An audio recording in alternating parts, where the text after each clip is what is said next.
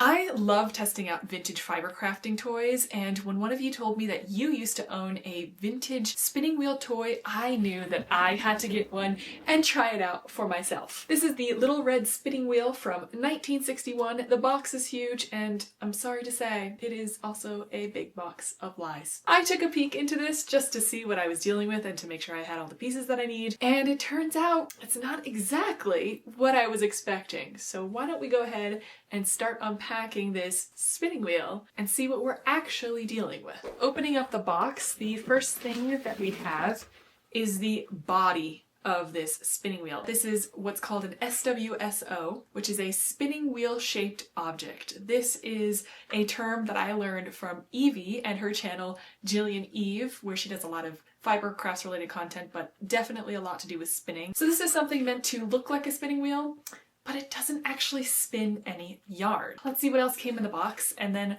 I'll talk about what this actually does and maybe what we can make with it instead. Okay, so it also came with this little stick and this little almost bobbin thing that holds yarn, and that gets stuck onto it here. Why don't we read through the instructions and we can talk about what exactly is off about it. Since real spinning, as was done in the olden days, is very difficult to do, Remco has simplified the work involved so every child can do it. In the olden times, spinning wheels made yarn from raw fibers. Remco style spinning makes woven braid from yarn. I disagree. I don't actually think that this is even a braider either, but at least they admit that they are not doing actual spinning. When we are looking through this instruction booklet, what might stick out to many of you is that this is starting to look like a Strickliese, which is what I call the knitting Nancy in German. I grew up with a Strickliese, or a knitting Nancy, to make knitted I-cord. So we're not making a braid, we are not spinning yarn.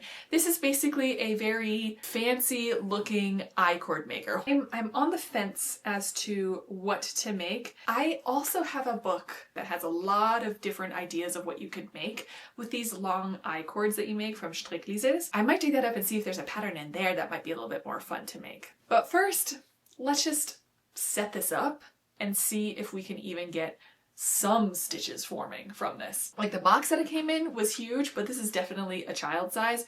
So let me go sit somewhere where I'm not going to be crouching so much to try and operate this spinning wheel. There's a few different attachments here, so we'll figure out what all of that means, hopefully, soon enough. So start threading and starting. So I'm going to use the yarn that was already a part of it, so it's ripping off a little bit in pieces. Okay, from the spool, through hole A, bring through B, from back to front, and then C. And now we have a 4-prong spinning head. I'm gonna have to probably change my terminology because it's not right, but it's okay. This is how we start it. We loop the yarn following the arrows. This is really just like an I-cord maker. And then you hang this down through the center, I think. There we go. Oh, all of my loops just came off. Oh well, okay. We do that one more time. And a 1, and a 2, and a 3, and a 4. Oh, a 4. The spinning head is then turned by rotating the large red wheel to the left. I wish they said clockwise or counterclockwise, because to the left to me, I'm gonna assume it's like this. Oh yeah.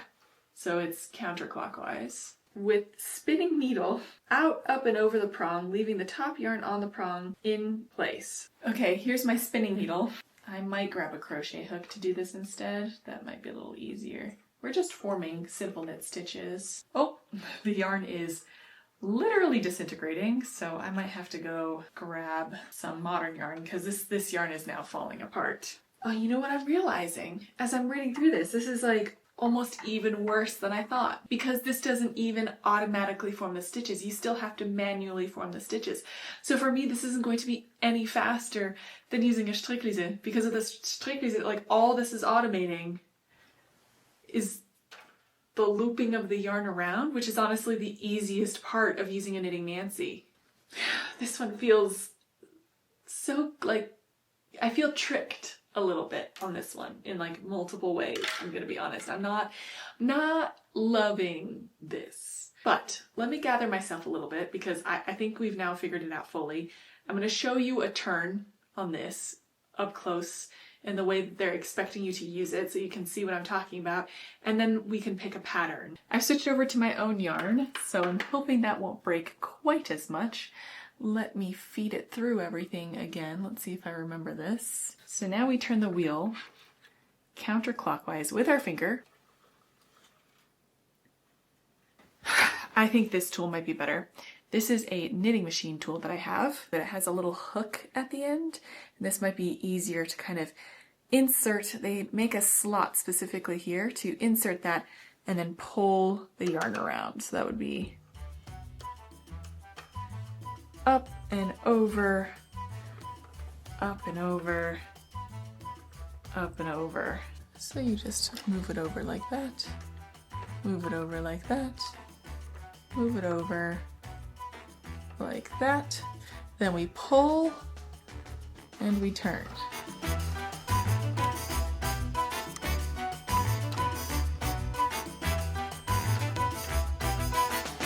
And we're starting to get a little bit of an I-cord coming out the bottom here. So far I would say I'm still feeling pretty duped. Like, I have to admit, it's kind of cool to use this system to drive the turning motion, but it's not spinning. And I wish that we weren't calling this a spinning wheel or making it look like a spinning wheel shaped object at all.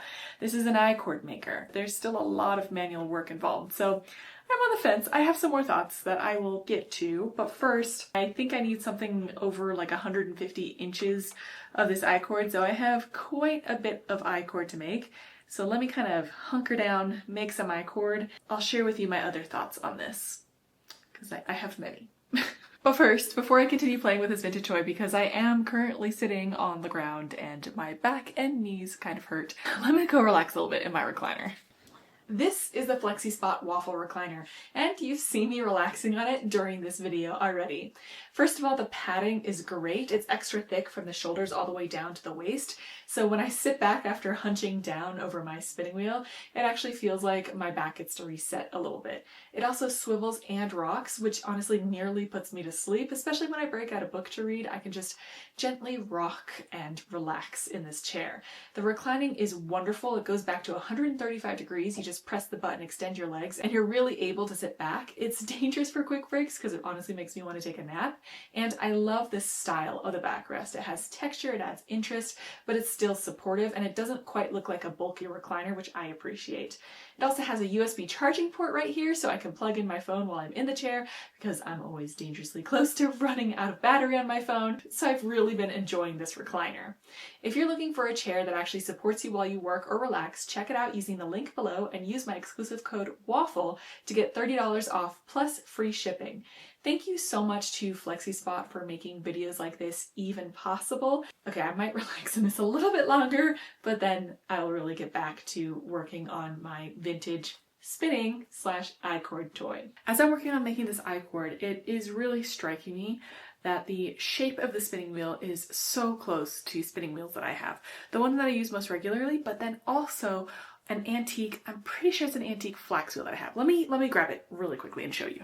Okay, there we go. I think you can see both of the spinning wheels now. I think you can tell that this toy spinning wheel was definitely based on this old Saxony style of spinning wheels. So this one that I have, I think, is from about 1840 from what I can tell. It isn't fully functioning yet. I need a wood turner to make me some parts for it. But we have the big wheel part of the spinning wheel that kind of matches this board, the legs. We're missing the treadle, but again, none of this mechanism matches the actual spinning mechanism. I just thought it was an interesting comparison to look at an antique spinning wheel and what they base this toy off of, even though this toy just looks nice, I guess, versus doing anything remotely close to the functions. Have I said that yet? I feel like I'm not going to be able to stop saying that throughout this video. All right, let me go back to making some more of this I-cord, and then I'm going to check back in a little bit because I have been thinking about an idea on how to maybe refashion this in a different way. So let's talk about that in a bit.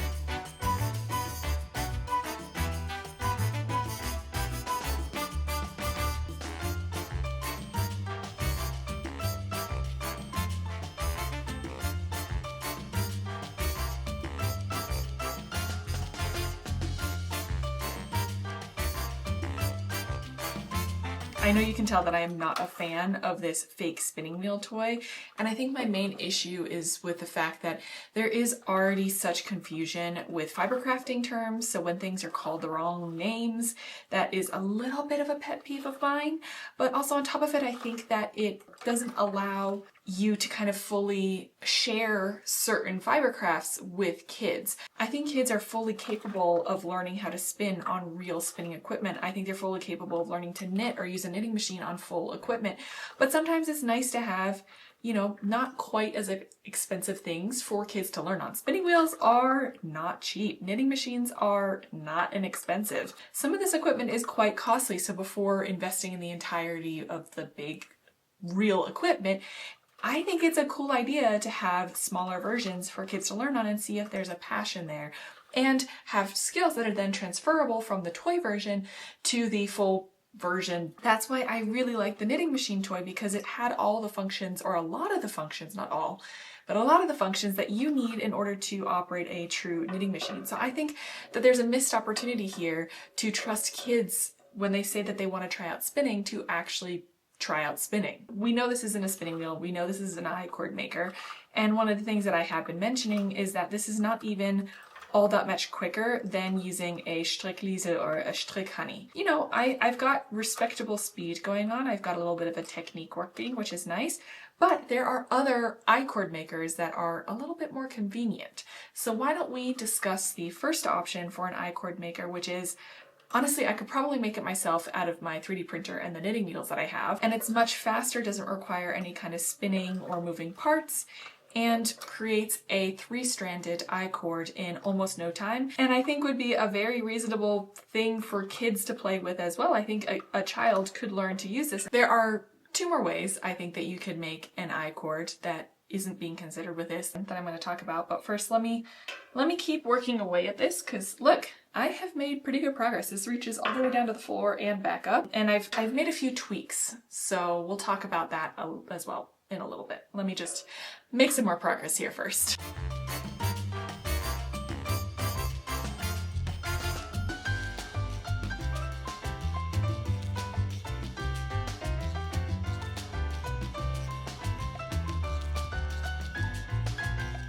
Okay, the yarn on our bobbin ran out, so we're at the end right now, so I have to tie on more yarn because I don't have enough of the I-cord yet to make what I'm planning to make, which is, spoiler, from the antique pattern book, and I'm excited to put it together. I can't wait for you all to see it and let me know what you think about it. I wanted to tell you a few ways in that I am working on this differently than what's intended, but I think it's a little bit more efficient.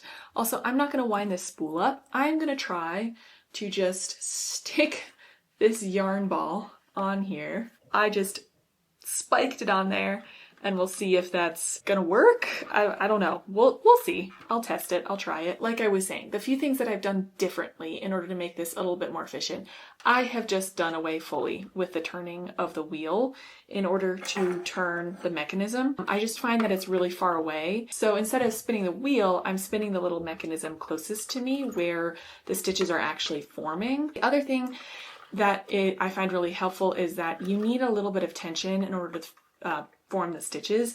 In the instructions it says to form the loops and then pull, because you want to pull down to form that stitch. But because I have knitting machines, I have knitting machine weights, so I've just been hanging my knitting machine weight on there, which allows me to keep my hands working up at the stitch formation rather than working at the stitch formation and then pulling, working, pulling.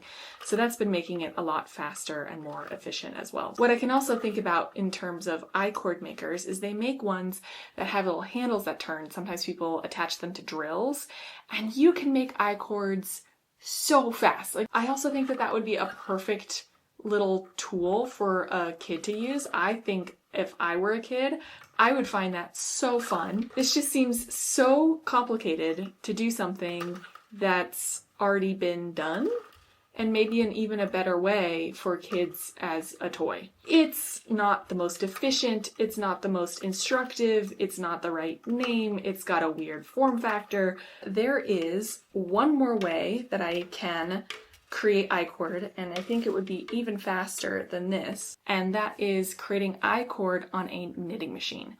So on flatbed knitting machines, and I have many flatbed knitting machines. But on those, you can set the carriage to knit only when it's going one direction and to not knit anything when it's going the other, which essentially turns it into circular knitting. An I-cord is just a really, really small circular knitting project. I could whip out this I-cord that I need for the project in absolutely no time. I want to use this toy and I want to make that pattern. So I'm going to go back to manually working on this, although fingers crossed that it will only take me another hour or so to get everything done, and then we can sew it together and you can see what I have been working on making.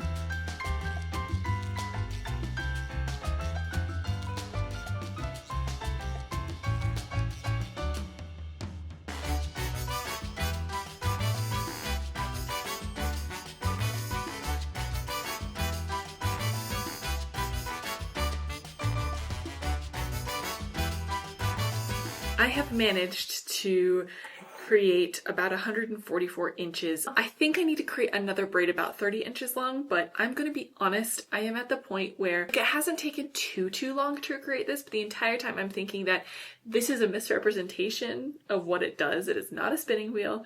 It is a knitting spool, but it isn't particularly good at that either. So I have a slight bit of like annoyance with using it.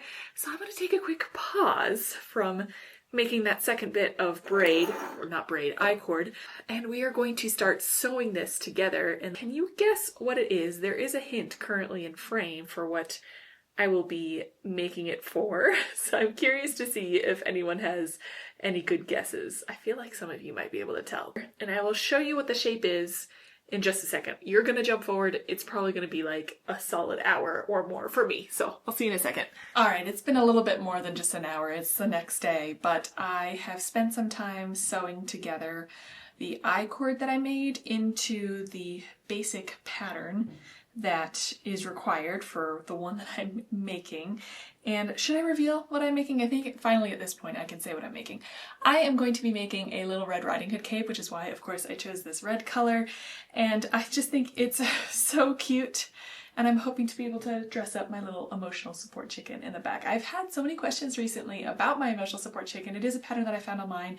I will link it down below. We aren't quite done, because you might be wondering, how does a shape like this turn into a cape? And the idea is that you sew this up the back, you sew it together, and then that becomes a little hood. So she's going to be wearing the little hood like this. Does that make a little bit of sense? And then this kind of comes around to the front to tie together. I don't know if any of this makes sense. So that's a little bit what the cape's going to look like, but as you can tell, it's not even, so I need that same shape on this other side as well, that little extension, which is 30 inches long. And I could sit down and knit it at my toy spinning wheel from Remco, but I really, I don't want to. What if I 3D print myself an I-cord maker? Let me go find a 3D printing file that hopefully will work and I can make myself an I-cord maker. The 3D printer is done running and I have created my little latch hook tool here for making an I-cord. I've never used one of these before, so we're going to learn how to use one of these together. We're going to see if it's a little bit different. I'm crossing my fingers it'll be a little bit easier than the vintage toy and a little bit less frustrating for me to use, but it's still new to me, so let's figure this out together. Cast on's definitely fiddly.